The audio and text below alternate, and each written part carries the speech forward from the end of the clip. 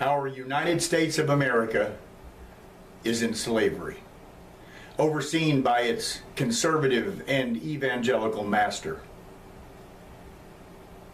We are shackled by comfort and convenience. Our citizens are chained to routine, bound by debt.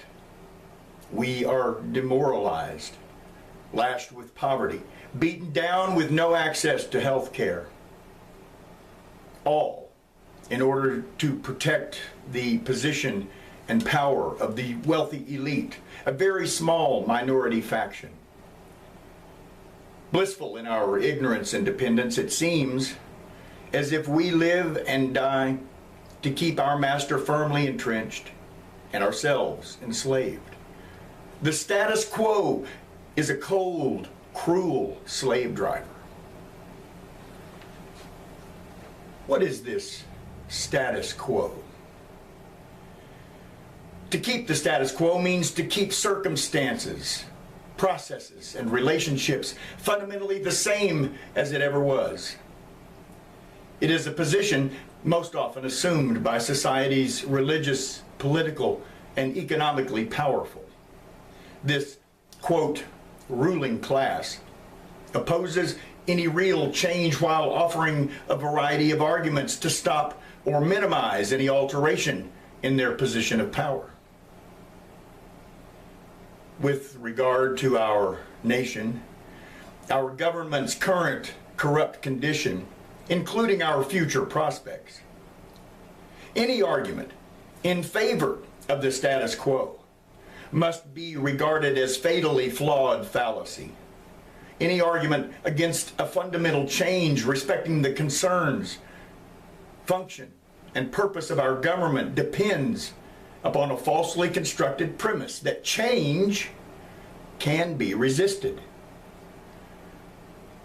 They say that what we have is good enough. And besides, change is dangerous.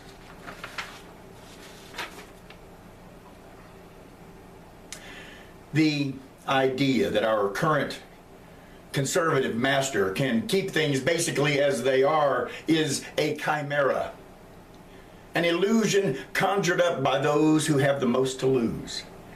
It is a phantom exploited by people whose minds are infected with self-righteousness, cupidity, and ignorance as a means of manipulating and controlling our massive population.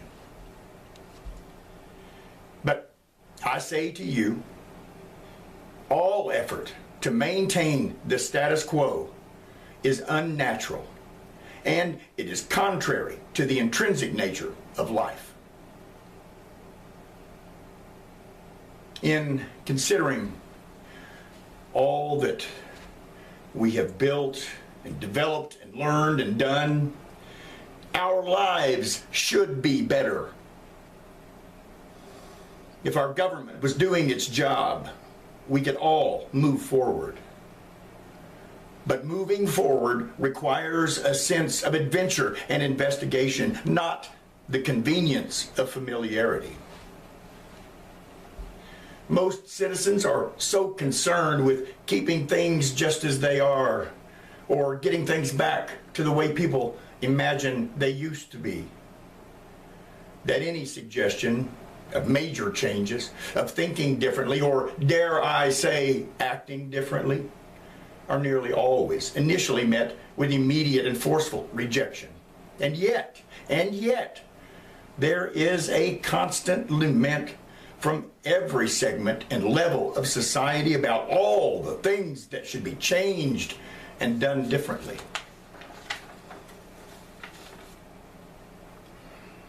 Today we exist in a perpetual condition of cognitive dissonance. By that I mean we think and reason one way, then we act in another. And more often than not, we act in direct opposition both to our reason and our speech, acting against our own best interest in pursuit of divine phantoms and keeping things as they are, stifles our national spirit, impedes our national progress, and it enslaves our citizens.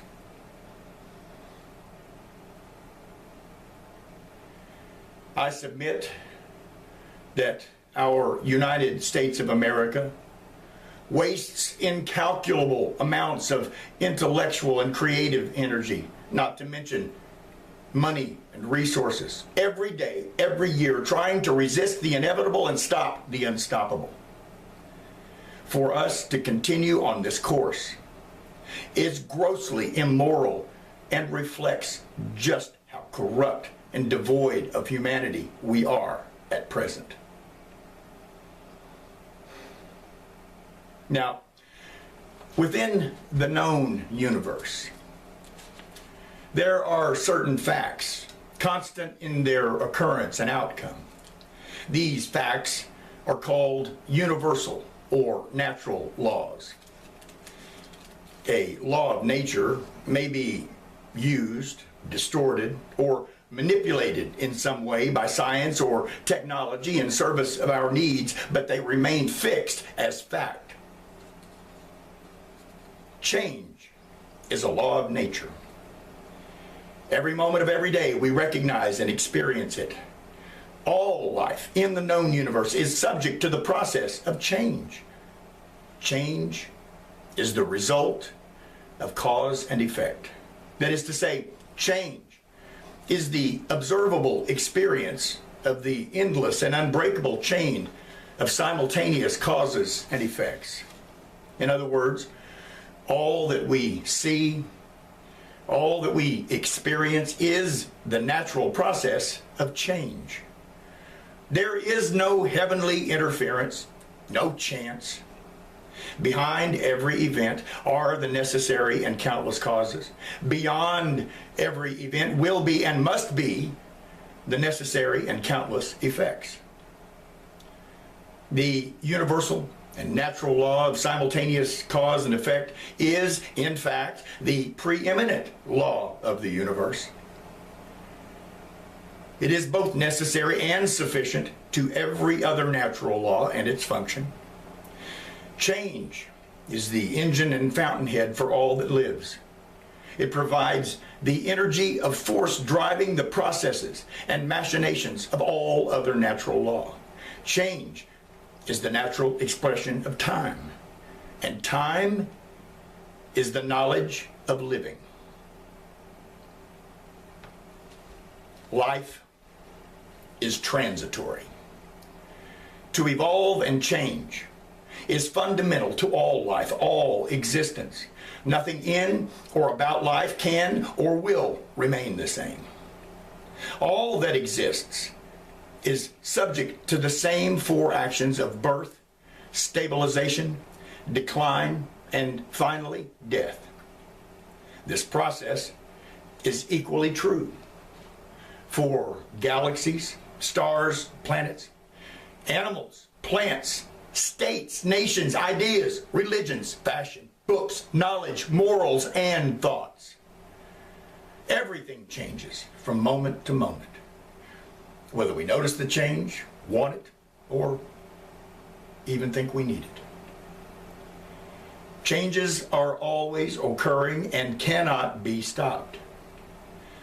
No supposed infinite being or power, no person or group, no event or prayer, no philosophy, no creed, belief, or contrivance has ever prevented change, nor will it.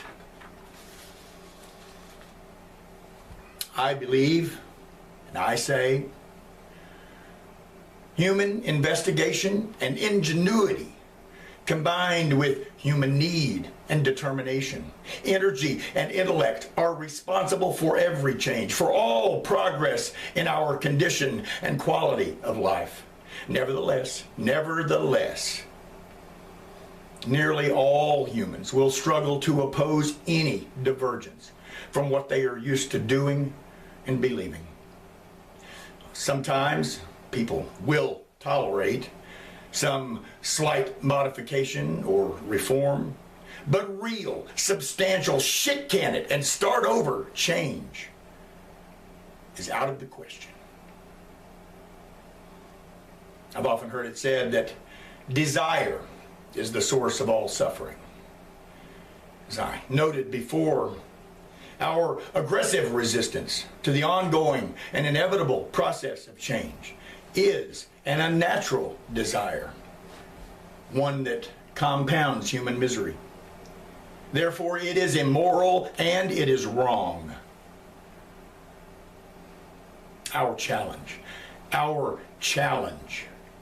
is to act on behalf of living human beings, to do those things for our progress and happiness that are necessary.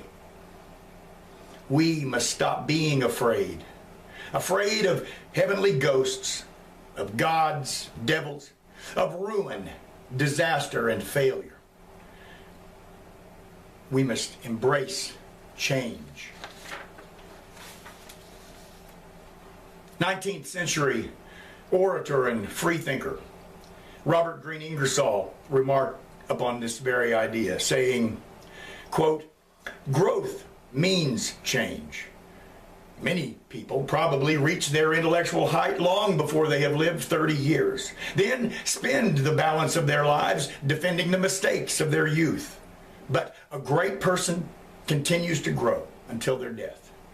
And growth, as was said before, means change." End quote. He also said, quote, "The more one knows, the more one is willing to learn.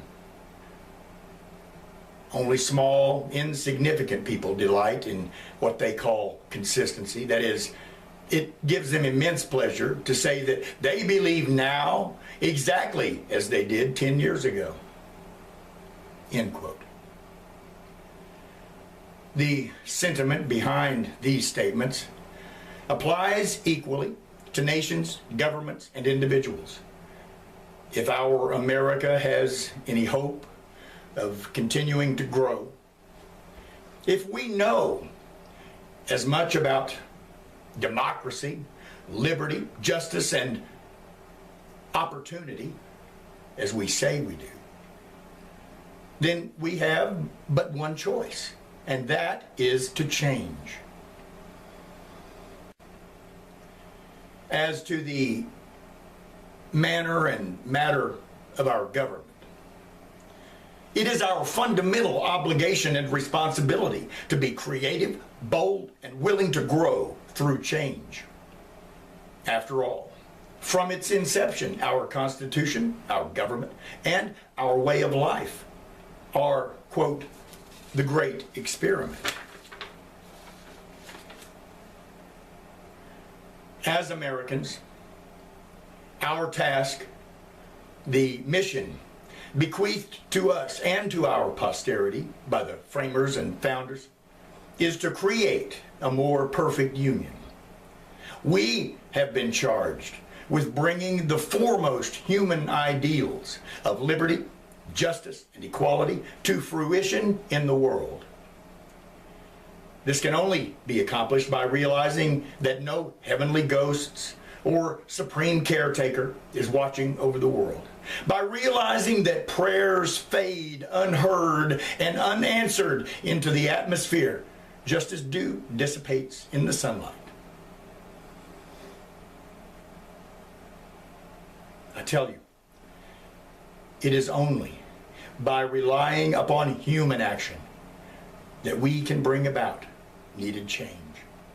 As long as we depend upon our honest observation, our experience, and our reason, we will discover and invent, imagine, and create the necessary means.